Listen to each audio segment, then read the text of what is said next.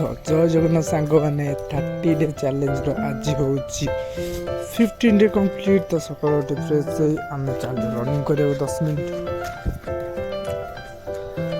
ଦେନ୍ running କରିସାରିଲା ପରେ ଆମେ କଲୁ ବଡି ଷ୍ଟ୍ରେଚିଂ।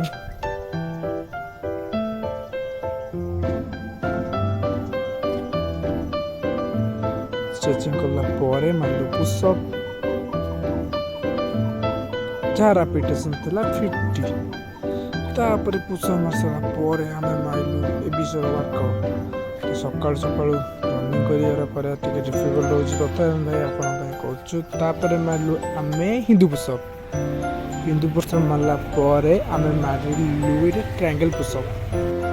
ତାପରେ ମାରିଥିଲୁ ଆମେ ୱାଇଡ୍ ଆଙ୍ଗେଲ୍ ପୁଷଅପ୍, ତାପରେ ପ୍ଲାଙ୍କ ପୁଷଅପ୍, ଦେନ୍ ତାପରେ କୋବ୍ରା ଷ୍ଟ୍ରେଚିଂ। ଏତିକି କରି ଆମେ ଆଜିର ଦିନର ଚ୍ୟାଲେଞ୍ଜ କରିଥିଲୁ କମ୍ପ୍ଲିଟ୍। ଜୟ ଜଗନ୍ନାଥ।